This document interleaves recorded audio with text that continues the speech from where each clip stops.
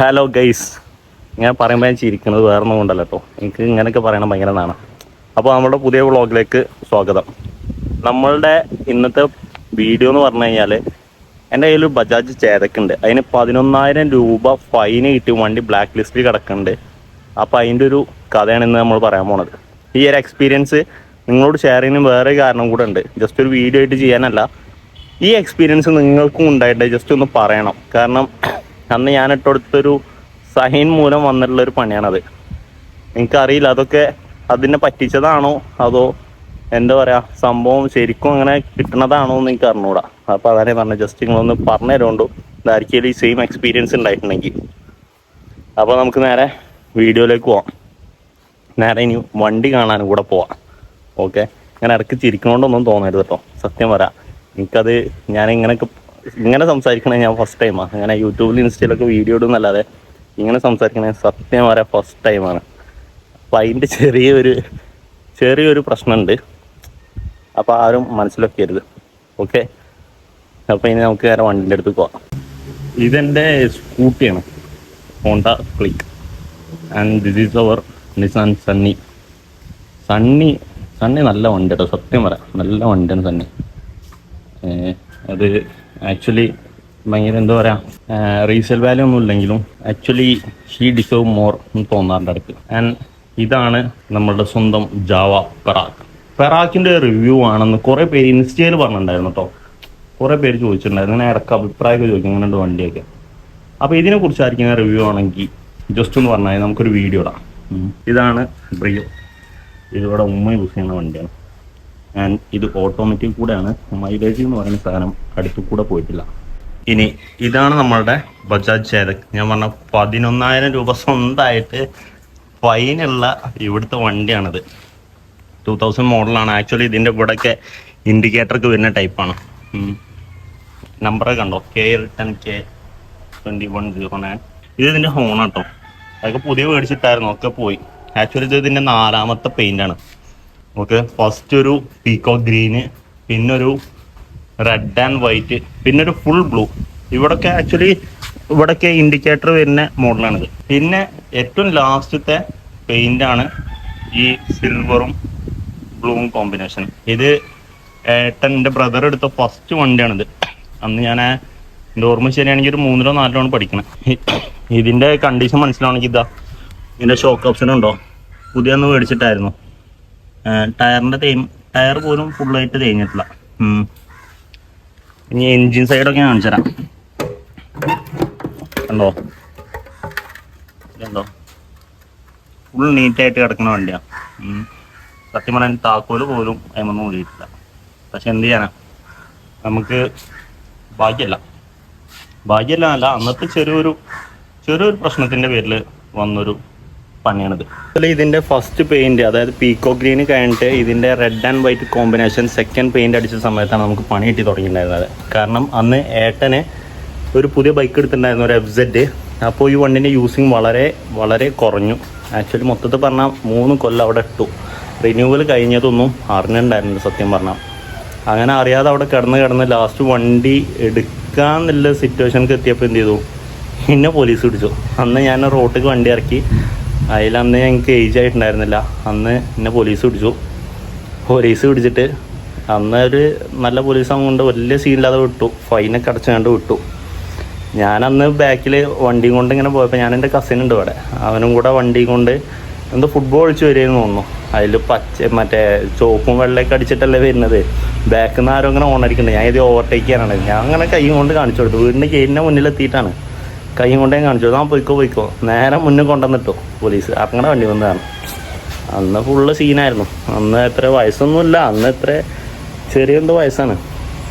Last അങ്ങനെയൊക്കെ ആയിട്ട് fine അടച്ചാണ്ട് അന്ന് ഇറങ്ങി. അപ്പോഴാണ് ഇതിൻ്റെ ഒരു പ്രശ്നം നമ്മൾ മനസ്സിലാക്കിയത്. ഈ റിന്യൂവൽ ഇഷ്യൂ ഒക്കെ മനസ്സിലാക്കുന്നത് അപ്പോഴാണ് സത്യം പറഞ്ഞാൽ.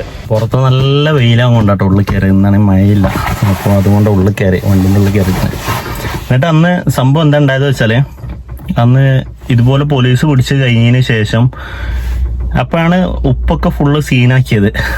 ഇനി വണ്ടി കൊണ്ട് പുറത്തിറക്കിയാൽ കാല് തല്ലി അടിക്കുന്നതാണ് ശരിക്കും അങ്ങനെ പറഞ്ഞത്.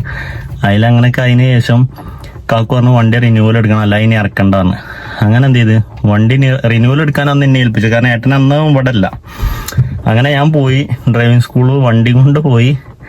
അതിൽ അവർ പറഞ്ഞ് ഒരു സിംഗിൾ സെറ്റിൽമെന്റ് റൂള് 2500 മാത്രം അടച്ചാൽ മതി, അല്ലെങ്കിൽ ഒരു മാസത്തിന് 300 രൂപ വെച്ച് മൊത്തം 11,000 രൂപ ഫൈൻ അടക്കണം എന്ന് പറഞ്ഞു. അപ്പൊ അന്ന് ഈ റൂൾ വന്നുകൊണ്ട് എന്ത് ചെയ്തു, 2500 അടച്ചാൽ മതിയായിരുന്നു. അതിലെ ഓക്കെ അങ്ങനെ അടക്കുക. അങ്ങനെ വണ്ടിന്റെ ഫുള്ള് പണി. പക്ഷെ പണിന്റെ സൈഡിലൊക്കെ നമ്മൾ കുറെ ആൾക്കാർ പറ്റിച്ചു. അത് വയറിങ്ങിന്റെ അവിടെയൊക്കെ നല്ല പൈസ വന്നു. വയറിങ് എന്നിട്ട് പുറത്തു കൂടെ ഒക്കെ വെറുതെ വലിച്ചിട്ടുങ്ങാണ്ട് ആകെ കൊളാക്കിയാണ് ഇട്ടുണ്ടായിരുന്നത്. അങ്ങനെ ഒരുവിധം പണിയൊക്കെ കഴിച്ചപ്പോൾ തന്നെ ഏകദേശം എൻ്റെ ഒരു ഓർമ്മ ശരിയാണെങ്കിൽ 10, 15, 20 എത്ര വന്നിട്ടുണ്ട് തോന്നണമെന്ന്. പിന്നെ അതിന്റെ പുറത്ത് പേപ്പർ ഫീ, റിന്യൂവൽ ഫീ, ഇൻഷുർ ഫീ, ടാക്സ്, മറ്റേ ഫൈൻ ഒക്കെ കൂട്ടെ ഒരു 10-25 ഉറുപ്പി അന്ന് ആയി. അങ്ങനെ റിന്യൂവൽ എടുത്തപ്പോൾ ഇനിയാണ് മെയിൻ സംഭവം നടക്കുന്നത്. ഡ്രൈവിംഗ് സ്കൂളിൽ നിന്ന് എന്നോട് പറഞ്ഞു, ഈ റൂൾ മാറിക്കഴിഞ്ഞാൽ ഈ ഫൈൻ നിങ്ങൾ അടക്കേണ്ടി വരും, അപ്പോൾ ഇതൊന്ന് ഒപ്പിടണമെന്നാണോ. അപ്പം മനസ്സിലാക്കേണ്ടത് അന്ന് ഞാൻ മൈനറാണ്, 18 ആയിട്ടില്ല. ഞാനത് ഒപ്പിട്ട് കൊടുത്തു, കാരണം എനിക്കന്ന് റിന്യൂവൽ കിട്ടാണ് വേണ്ടത്. ഞാൻ ഒപ്പിട്ട് കൊടുത്തും കണ്ട് റിന്യൂവലൊക്കെ സുഖമായിട്ട് കഴിഞ്ഞ് എനിക്ക് തോന്നുന്നത് 2023 പിന്നെ അതിന്റെ പേപ്പർ തീരുന്നത്, ഇപ്പൊ കഴിഞ്ഞത്. അതുവരെ പേപ്പർ ഉണ്ട്. വന്നിട്ടുള്ളൊരു വലിയ പ്രശ്നം എന്താ വെച്ചാല് ഇങ്ങനെ ഫൈന് ആ വണ്ടിമേ ഇപ്പോഴും കിടക്കുന്നുണ്ട്. 11,000 രൂപ ഫൈനും കിടക്കുന്നുണ്ട്. വണ്ടി ബ്ലാക്ക് ലിസ്റ്റിലുമാണ്. വണ്ടി ഇനി സെല്ല് ചെയ്യാൻ പറ്റൂല. വണ്ടി സെല്ല് ചെയ്യാന്ന് വെച്ചാൽ ഫൈൻ അടക്കണം. ഇപ്പോൾ വണ്ടി ഒരു വട്ടം ഞാൻ വിറ്റതാണ്. ഒരു 5-6 വർഷങ്ങൾക്ക് മുന്നെയാണ് ഞാൻ വണ്ടി വിറ്റിട്ടുണ്ടായിരുന്നത്. 5 വർഷങ്ങൾക്ക് മുന്നേ. അന്ന് വണ്ടി വിറ്റ് പേർക്ക് മാറ്റാൻ കൊടുത്തപ്പോൾ പറഞ്ഞു വണ്ടി ബ്ലാക്ക് ലിസ്റ്റിലാണ്, 11,000 ഫൈൻ ഉണ്ട്, അത് അടക്കാതെ വണ്ടി കൊടുക്കാൻ പറ്റില്ലായിരുന്നു. അങ്ങനെ വണ്ടി തിരിച്ചെടുത്തു. അത് എനിക്ക് ഭയങ്കര ഇതായിരുന്നു, കാരണം ആ ചെക്കനന്ന് വണ്ടി എടുത്തിട്ട് ഫുള്ള് പണിയിപ്പിച്ചിട്ടാണ് വണ്ടി കൊണ്ടുവന്നത്. അതിൽ അതൊക്കെ വേറെ വഴിയില്ല, കാരണം എന്തേലും ആയിക്കഴിഞ്ഞാൽ പിന്നെ നമുക്ക് അത് വലിയ തൊല്ലാവും. അപ്പൊ പിന്നെ അതിനേക്കാൾ നല്ല വണ്ടി തിരിച്ചെടുക്കാന്നുള്ളതുകൊണ്ട് വണ്ടി നമ്മൾ തിരിച്ചെടുത്തു. എന്നിട്ട് ഇപ്പൊ ഇനി കറന്റ്ലി ഉള്ള അവസ്ഥ എന്ന് പറഞ്ഞാൽ വണ്ടി സ്ക്രാപ്പ് ചെയ്യാനുള്ള പരിപാടി. സത്യം പറഞ്ഞാൽ വണ്ടി നേരെ കൊണ്ടുപോയിങ്ങാണ്ട് RC ക്യാൻസൽ ചെയ്ത് ചേസും ഒക്കെ കട്ട് ചെയ്തങ്ങാണ്ട് എന്ത് ചെയ്യണം, വണ്ടി സ്ക്രാപ്പ് ചെയ്യാനുള്ള പരിപാടിയാണ് ഇപ്പോൾ കറന്റ്ലി. അല്ലാതെ വേറെ റിന്യൂവൽ ചെയ്യാന്ന് വെച്ചാൽ ഞാൻ പറഞ്ഞുതരാം. ഫ്രണ്ടിലെ ആ ഇൻഡിക്കേറ്റർ ഞാൻ പറഞ്ഞില്ലേ, 2 സൈഡിൽ ഫസ്റ്റ് വീഡിയോന്റെ ഫസ്റ്റ് വന്നില്ലേ, ഇവിടെ 2 സൈഡിൽ ഇൻഡിക്കേറ്റർ ഒക്കെ ഉണ്ടായിരുന്നു. അതൊക്കെ കട്ട് ചെയ്ത് ഫ്രണ്ട് ടോട്ടലി കട്ട് ചെയ്തിട്ട് അവിടെ നോസൊക്കെ കയറ്റിങ്ങാണ്ട് പണിയെടുത്തതാണ് ആ വണ്ടിമേ. ഇനി അതൊക്കെ തിരിച്ചിറക്കിയിട്ട് മറ്റേത് പഴയ സാധനം ഇവിടെ കിടക്കുന്നുണ്ട്, അത് തിരിച്ച് കയറ്റണം. അങ്ങനെ കുറേ വള്ളിയുമുണ്ട്. എനിക്ക് തോന്നുന്നത് അതിന്റെ മഡ് ഗാർഡും ഫ്രണ്ടത്തെ മഡ് ഗാർഡും അതിനനുസരിച്ച് എന്തൊക്കെയോ പണി ചെയ്തിട്ടുണ്ട്. അപ്പോൾ അതും ഇനി അതിനനുസരിച്ച് മാറ്റേണ്ടി വരും. മൊത്തത്തിൽ പറഞ്ഞാൽ ഇനിയൊരു സംഖ്യയും മറങ്ങും.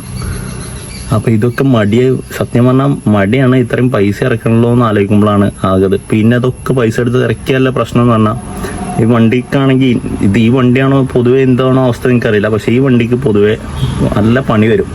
നല്ല പണി പറഞ്ഞാൽ ചെറിയ പൈസേൻ്റെ പണിയാണ്, 200-300 ആ റേഞ്ചിൽ ഇങ്ങനെ വരും. പക്ഷെ അത് എപ്പോഴും വരും, അത് ഇടയ്ക്കിടയ്ക്ക് വരും. അതാണ് വലിയ തൊല്ല. എത്ര പണിയെടുത്താലും വരും. കാരണം ഒരു ടൈമിൽ ഫുള്ളി റീസ്റ്റോർ ചെയ്യാൻ വേണ്ടി കയറ്റി ഇറക്കിയതാണ്. ഇപ്പോൾ റീസ്റ്റോർ ചെയ്ത് കഴിഞ്ഞൊരു ലുക്കായിരുന്നു അത്. അപ്പോൾ ആ ഒരു ടൈമിൽ വരെ എനിക്ക് പണിയിട്ടിട്ടുണ്ട്. സത്യം പറയാം, നല്ല പണിയിട്ടിട്ടുണ്ട്. പക്ഷെ ഞാൻ ലോങ് പോയിട്ടുണ്ട്. അട്ടപ്പാടിക്ക് കൂടുന്ന ഏകദേശം ഒരു 60-70 കിലോമീറ്റർ ഒക്കെ ഉണ്ട് മേലെ ടോപ്പ് വരെ. പിന്നെ കോഴിക്കോട് പോയിട്ടുണ്ട്, അതും 100 കിലോമീറ്റർ ഉണ്ട്. അങ്ങനെ ലോങ് ഒക്കെ പോയിട്ടുണ്ട്. പക്ഷെ ഇങ്ങനെ കുറേ പ്രശ്നങ്ങളുണ്ട്. അപ്പോൾ സത്യത്തിൽ എന്താണ് ഇതിനെന്തെങ്കിലും വേറെ എന്തെങ്കിലും സൊല്യൂഷൻ ഉണ്ടെങ്കിൽ ജസ്റ്റ് ഒന്ന് കമൻറ്റ് ചെയ്യണേ. കാരണം എനിക്ക് അറിയില്ല.